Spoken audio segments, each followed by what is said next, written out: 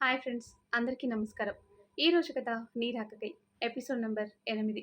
Friends, ఈ story మీకు నచ్చితే తప్పకుండా లైక్ చేసి హైప్ ఆప్షన్ పైన క్లిక్ చేసి పాయింట్స్ ఇవ్వగలరు. ఇక స్టోరీలోకి వెళ్దాం. గజలక్ష్మి అరుపు వినిపించి కంగారుగా లేచి కూర్చుంది సీత. కళ్ళు తెరిచి చూసింది. పక్కన ఎవరూ లేరు. మెలకువ వచ్చి నిద్ర పట్టక బాల్కనీలో తిరుగుతున్న రామ్ సీత ఉలిక్కిపడి లేవటం చూసి వెంటనే లోపలికి వచ్చి, ఏమైంది సీత? ఏదైనా కల అని అడిగాడు గాబరాగా ఉన్న తనని చూసి. అది తన కల అని అర్థమయ్యి రామ్ వైపు చూడగానే అప్పటి వరకున్న ఆందోళన పోయి, ఏమీ లేదండి అంటూ వాష్రూంలోకి వెళ్తుంటే సీత అని పిలిచి తను వెనక్కి తిరగగానే, నీకు కావలసినవన్నీ ఆ కబోర్డ్లో ఉన్నాయి అని చెప్పి మళ్ళీ బెడ్ మీద వాలిపోయాడు రామ్. తను ఏది నోరు తెరిచి అడగదు అని అర్థం చేసుకున్న రామ్ తనకి కావలసినవన్నీ రూమ్లో సర్దించాడు ముందు రోజే. టేబుల్ మీద ఉన్న గడియారం వంక చూశాడు రామ్. సమయం 4 అవుతుంది. ఈ సమయంలో సీత ఉలిక్కిపడింది అంటే ఆ ఉలికిపాటికి కారణం తెలిసిన వాడై, చిన్నప్పటి నుండి నువ్వు చూడని ప్రేమ, నువ్వు ఊహించినంత ప్రేమ నేను నీకు పంచుతాను సీత. ఇకపై నీ ప్రపంచంలో ప్రేమ, సంతోషం తప్ప ఇంకేదీ ఉండనివ్వను అనుకుంటూ కళ్ళు మూసుకున్నాడు రామ్. ఆ తర్వాత కట్ చేస్తే మేనక వాళ్ళ ఇంటికి వెళ్ళిన గజలక్ష్మి నుండి సీత గురించి మొత్తం తెలుసుకుంది మేనక. ఆవిడతో తనకి చాలా అవసరం ఉంది అనిపించి స్నేహం కుదుర్చుకుని ఇంటి వరకు డ్రైవర్నిచ్చి కారులో ఊరికి పంపింది. అనిత మాత్రం జరిగేది చూస్తూ జరగబోయేది అర్థం చేసుకుని సైలెంట్గా ఉంది. వాళ్ళు గుమ్మం దాటగానే అప్పటి వరకు ఉన్న ఉబలాటం ఇక తట్టుకోలేక, అక్క, అసలు వీళ్ళతో మనకేం పని అని అడిగాడు మనీష్. మేనక ఒక నవ్వు నవ్వి, మనం చేసే పనులకి మన చేతికి ఏమాత్రం మట్టి అంటనివ్వని కవచం. చేయాల్సిందంతా మనం చేసి తప్పుకుంటే ఈవిడ ఉచ్చులో చిక్కుకుంటుంది. అప్పుడు రామ్కి తెలిసిన మన పేరు మాత్రం బయటికి రాదు అంటూ వంకరగా నవ్వుతుంది మేనక. మనీష్ తల గోక్కుంటూ, నాకు అసలు ఏమీ అర్థం కావటం లేదు. ఈవిడకి సీతకి ఏంటి పగ అని అడుగుతాడు. హో, నీకు అసలు విషయం తెలీదు కదూ. ఫ్రెండ్స్, మీకు కూడా తెలియదు కదా. సో అందరికీ నా వర్షన్లో చెప్తాను, ఓకేనా? సీత వాళ్ళమ్మ ఇందిరాదేవి గారు ఆ ఊరి జమీందారైన దేవరాజు శకుంతల దేవి గారి కూతురు. వాళ్ళకి 2 మగ సంతానం, దామోదర్, దివాకర్. తర్వాత పుట్టిన ఆడపిల్ల అయినందున దేవరాజు గారికి ఇందిరాదేవి అంటే పంచప్రాణాలు. ఆ రోజుల్లోనే డిగ్రీ చదివించారు ఆవిడని. పెళ్లి సంబంధాలు కూడా గొప్పగా చూశారు. అలా ఆవిడకి ఒక సంబంధం ఖాయం చేశాక తను ప్రేమించిన విశ్వనాథం గారిని ఇంట్లో నుండి వెళ్ళిపోయి పెళ్లి చేసుకుంది. ఈ విషయం తట్టుకోలేని దేవరాజు గారు మతి స్థిమితం తప్పారు. ఇందిరగారికి విషయం తెలిసి కూడా కనీసం చూడటానికి రాలేదు అనే కోపం అందరిలో ఉండిపోయింది. కొన్నాళ్ళకి సీత పుట్టింది. ఆ విషయం శకుంతల గారికి తెలిసినా తన భర్త అలా అవ్వటానికి కారణం ఇందిర అనే కోపం ఆవిడని అటువైపు చూడనివ్వలేదు. కొడుకులు కూడా విదేశాలు వెళ్ళిపోయి అక్కడే స్థిరపడ్డారు. కానీ తండ్రిని వదల్లేదు. వైద్యం చేయించారు. అప్పుడప్పుడు వచ్చి చూసి వెళ్ళేవారు. వైద్యం కొంతమేరకు పనిచేసినా ఆయన ఇందిరాగారిని తలుచుకొని బాధపడటం చేశారు. అది దిగులుతో చనిపోయారు. అప్పుడైనా వస్తుందని చూశారు దామోదర్ వాళ్ళు. కానీ నిరాశ వెక్కిరించింది. ఆ తర్వాత వాళ్ళు ఇండియాలోనే ఉండిపోయారు, శకుంతల గారిని ఒంటరిగా వదల్లేక. కొన్నాళ్ళకి ఇందిరాగారు యాక్సిడెంట్ అయ్యి వారం రోజులు వెంటిలేటర్ మీద ఉండి చనిపోయారు. సుమిత్ర కోరిక ప్రకారం మన సీతని ఆ ఇంటి కోడల్ని చేయండి అంటూ విశ్వనాథం గారికి, శ్రీనివాస్ గారికి, పద్మ గారికి చెప్తూ ప్రాణం విడిచారు. ఇందిరాగారు చనిపోయిన విషయం తెలిసిన శకుంతల గారు వెళ్ళటానికి ఇష్టపడలేదు, ఆఖరి చూపుకి కూడా. తోడబుట్టిన ప్రేమ చంపుకోలేక దామోదర్ గారు శకుంతల గారిని బ్రతిమాలి నచ్చచెప్పి తీసుకుని వెళ్ళారు. అప్పటికే విశ్వనాథం గారి మనసులో వాళ్ళ మీద విషం నింపేశారు విశ్వనాథం గారి మేనమామ, గజలక్ష్మి వాళ్ళ నాన్నగారు రుద్రరాజు గారు. రుద్రరాజు ఆయన మాటలతో శకుంతల గారిని ఇంట్లో కూడా రానివ్వలేదు. ఆ నిమిషం ఇందిరాగారు చనిపోయిన బాధలో ఉన్న విశ్వనాథం గారు కూడా ఏమీ మాట్లాడలేదు. అక్కడితో శకుంతల గారు ఆ ఇంటికి నీళ్లు వదిలేశారు. నా కూతురు లేనప్పుడు ఇక ఈ ఇంటి వాళ్ళతో నాకేంటి అని, ఈ జన్మలో మళ్ళీ ఈ ఇంటి ఛాయలకి రాను అని, ఇక్కడ వాళ్ళ గురించి కనీసం పట్టించుకోను అని శపథం చేశారు ఆవిడ. అందుకే సీత ఎదురుగా ఉన్న దగ్గరికి తీసుకోలేదు. ఆ తర్వాత కాలక్రమేపీ దామోదర్ గారు బిజినెస్ వల్ల ఊరు విడిచారు. దివాకర్ గారు తిరిగి విదేశాలు వెళ్ళిపోయారు. శకుంతల గారు ఇంటి నుండి బయటికి రావటం తగ్గించేశారు. ఆ ఊరు జనం ఆవిడని మళ్ళీ చూడటం సీత పెళ్లి రోజునే. సీతకి తల్లి అవసరం ఉంది అంటూ విశ్వనాథం గారికి మాయ మాటలు చెప్పి గజలక్ష్మినిచ్చి రెండో పెళ్లి చేశారు.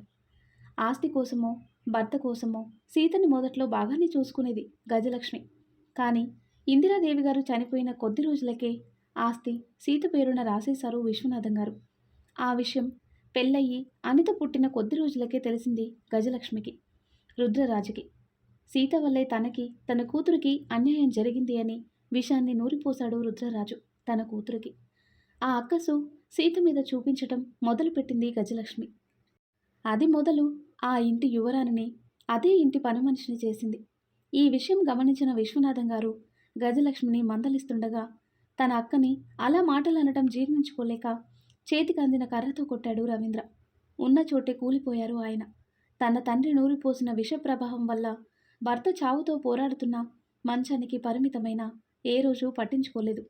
పైగా తన జీవితం, తన కూతురు జీవితం ఇలా అవటానికి కారణం సీతే అని నమ్మిన ఆవిడ సీతని తనకి పని మనిషిగా మార్చేసింది.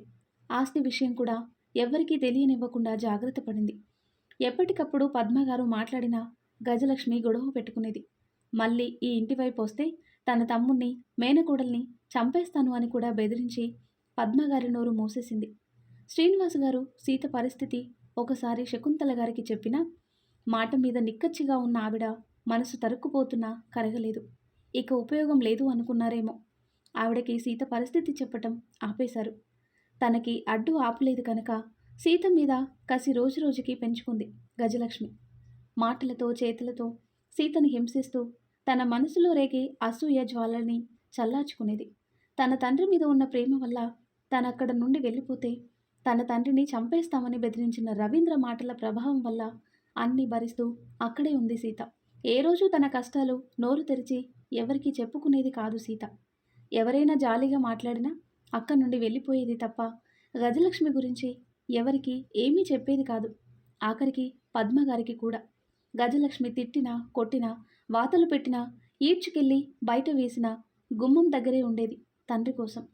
సీతకి 18వ ఏట ఇంటికి లాయర్ వచ్చాడు ఆస్తి సీత పేరుకి మార్చడానికి.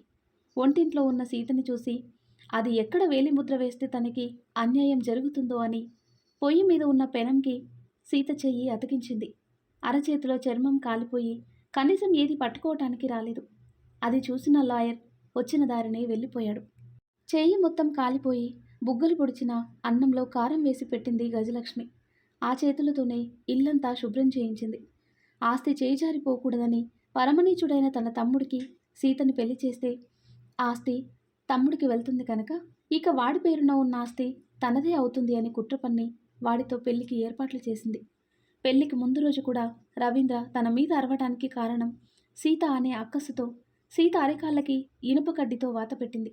కానీ వాళ్ళకి దరిద్రం భరత్ రూపంలో పట్టి సీతకి అదృష్టం రామ్ రూపంలో పట్టుకుంది అని చెప్పటం ఆపింది మేనక.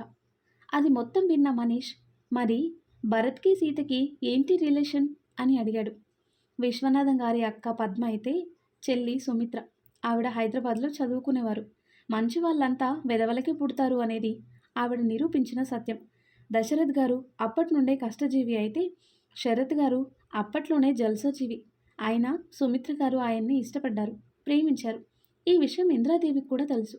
సుమిత్ర, ఇందిర ఒక ఈడు వాళ్ళు కనుక వాళ్ళ మధ్య స్నేహం ఎక్కువ. సుమిత్ర గారి పెళ్లికి ముందు ఇందిర గారికి శరత్ గారి కుటుంబం గురించి చెప్తూ ఉండేది. అలాగే మాటల్లో అప్పటికే పుట్టిన సీతని చూసి రామ్కిచ్చి చేస్తే తన మేనకోడల్ని తన ఇంటి కోడలిగా తీసుకువెళ్తాను అంటూ ఉండేది. కానీ సుమిత్ర ప్రేమ ఇంట్లో ఎవరు ఒప్పుకోలేదు. కారణం శరత్ గారి దురలవాట్లు. కానీ ఇందిర సుమిత్రకి ధైర్యం చెప్పి శరత్కి పరిస్థితి వివరించి తన ఆడపడుచుని అతనితో పంపేసింది బలవంతపు పెళ్లి తప్పించి వేరే దారి తోచక. కానీ ఇందిర పేరు బయటికి రాలేదు. ఇందిర చనిపోయిన రోజు సుమిత్ర వెళ్ళినా కూడా అక్కడ ఎవరూ తనని పట్టించుకోలేదు. అలాగే శరత్ని కూడా నానా మాటలు అనేసి పంపారు.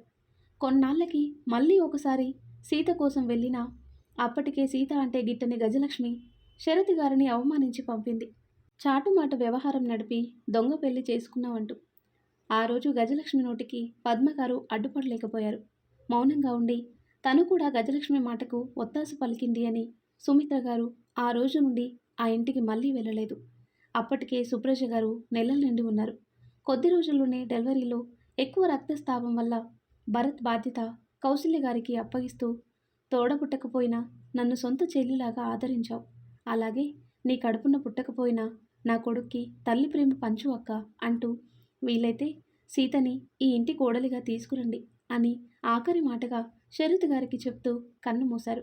ఇవన్నీ వింటున్న మనీష్, ఇంత కుటుంబ కథా చిత్రం ఉందా అని నోరు తెరిచి చూస్తున్నాడు. అందుకే కదా ఈవిడ్ని సెలెక్ట్ చేశాను బలికి అని నవ్వింది మేనక. ఆ తర్వాత కట్ చేస్తే సీత స్నానం చేసేసి చీర కట్టుకుని కిందికి వెళ్ళిపోయింది. ఇంకా ఇంట్లో ఎవరూ నిద్ర లేవకపోవడంతో ఏం చేయాలో తోచక తనకు అలవాటున్న పనులు చేస్తూ వెళ్ళింది. సమయం 6 గంటలవుతుండగా లేచారు కౌసల్య గారు. అప్పటికే కిచెన్లో వెలుగుతున్న లైట్ చూసి అటుగా వెళ్ళి ఫ్లోర్ తుడుస్తున్న సీతని చూసి, సీత, ఏంటమ్మా ఈ పనులు అంటూ సీత చేతిలో ఉన్న బకెట్ పక్కకి పెట్టేసి తనని బయటికి తీసుకువచ్చారు. తను చేసే పని అలికిడికి నిద్ర పాడయి కోపంగా వచ్చారు అనుకొని, అది అత్తమ్మ, పొరపాటున సౌండ్ చేశాను, నేను గట్టిగానే పట్టుకున్నాను కానీ బకెట్ జారిపోయింది అని భయంగా చెప్పి, ఇప్పటి నుండి సౌండ్ రాకుండా పనిచేస్తాను, మీరు వెళ్ళి పడుకోండి అని చెప్పింది సీత. సీత మాటలు విని తన ఆలోచన ఏ విధంగా ఉందో అర్థమయ్యి సీతని గుండెలకి హత్తుకొని, పిచ్చిపిల్ల, నీ వల్ల నిద్ర పాడవటం ఏంటమ్మా, ఈరోజు ఇంకా ప్రశాంతంగా పడుకుంటేను, అయినా ఉదయాన్నే ఈ పని నువ్వెందుకు చేస్తున్నావు, ఎప్పుడు లేచావు అసలు నువ్వు, నీకు నిద్ర పట్టకపోతే నన్ను పిలవాల్సింది అంటూ సౌమ్యంగా అడిగారు. అలాంటి స్పందన తను ఏ రోజు ఎరగదు కనుక ఇంకా అయోమయంగానే చూస్తూ ఉంది కౌసల్య గారి వైపు. అమ్మగారు అని పిలుపుకి ఇద్దరు గుమ్మం వైపు చూశారు. అమాంతంగా ఇంట్లోకి వచ్చేసింది ముత్యాలు. ఏంటమ్మా, నేను 10 రోజులు పనిలోకి రాకపోతే పెద్దబ్బాయి గారికి పెళ్లి కూడా చేసేశారంట. నేను ఇదే తట్టుకోలేకపోతుంటే ఇంటికి కొత్త పని వాళ్ళని కానీ పురమాయించారా ఏంటి, ఇంట్లో బయట ఏ పని లేదు అని మాట్లాడుతూనే ఉంది ముత్యాలు. నిన్ను పని మాన్పించే అంత అదృష్టం మాకెక్కడదే, ఇదిగో ఆ పనులన్నీ మా సీత చేసింది అన్నారు కౌసల్య గారు. అప్పుడు చూసింది సీతని ముత్యాలు. చొరవగా తన 2 చేతులతో సీత 2 బుగ్గలు తడిమి, ఎంత బాగున్నావమ్మా, మా రామయ్యకి తగ్గ సీతమ్మవి అంటూ మెటికలు విరిచింది. ఇంతలో మళ్ళీ ఏదో గుర్తొచ్చినట్టుగా, అయినా ఇలా రాగానే అలా మా కడుపు మీద కొడుతున్నావేంటమ్మా అని అడిగింది మళ్ళీ తనే మాట్లాడుతూ. అయ్యయ్యో, నేనేం చేశానమ్మా అని అడిగింది సీత అమాయకంగా. దానికి ముత్యాలు నవ్వుతూ, నువ్వు నేనొచ్చేసరికి ఇలా రోజూ పనులు చేస్తే 4 రోజులు చూసి పెద్దమ్మగారు మమ్మల్ని మాన్పించేస్తారు కదమ్మా, ఈ ఇంటిని నమ్ముకొని నలుగురం బ్రతుకుతున్నాం అని ముఖంలో తన కష్టాన్ని చూపిస్తూ అడిగింది ముత్యాలు. ఏమే ముత్యాలు, ఇప్పుడేనా రావటం అంటూ పైనుండి అడిగారు యశోధర గారు.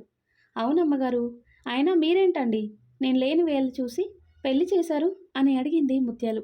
అబ్బా, ఇన్ని రోజులు ప్రశాంతంగా పడుకున్నాము, ఇక వచ్చావా పొద్దున్నే అంటూ మెల్లిగా నడుస్తూ బయటికొచ్చాడు భరత్.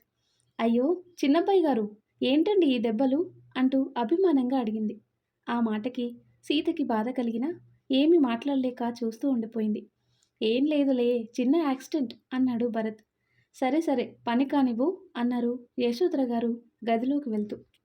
ఆ తర్వాత కట్ చేస్తే మెల్లిగా కళ్ళు తెరిచి సీత కోసం చూసేసరికి తనక్కడ లేదు అని అర్థమయ్యి గడియారం వంక చూసి, బాబోయ్, ఇంతసేపు పడుకున్నానా, 10 నిమిషాలు పడుకొని సీత స్నానం చేసి వచ్చాక కాసేపు మాట్లాడాలి అనుకున్నానే అనుకుంటూ బయటికి వచ్చి కిందికి చూశాడు. కౌసల్య గారు చెప్పినట్టుగా పూజ చేసి హారతిస్తున్న సీతని చూసి తనలో తాను నవ్వుకుంటూ నించున్నాడు.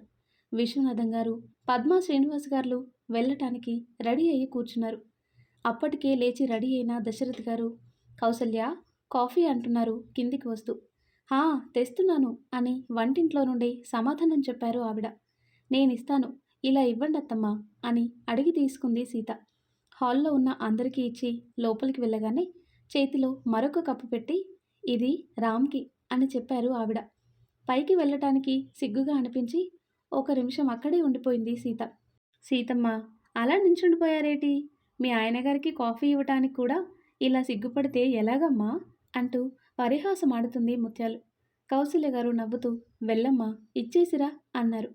మెట్లెక్కుతున్న సీతని తన చేతిలో ఉన్న కప్పు చూసి, ఇప్పుడు సీత నా కోసమే వస్తుంది అని తెలుసుకొని గెంతులు వేస్తూ రూమ్లోకి వెళ్ళి బెడ్ మీద పడుకొని నిద్ర నటించసాగాడు రామ్.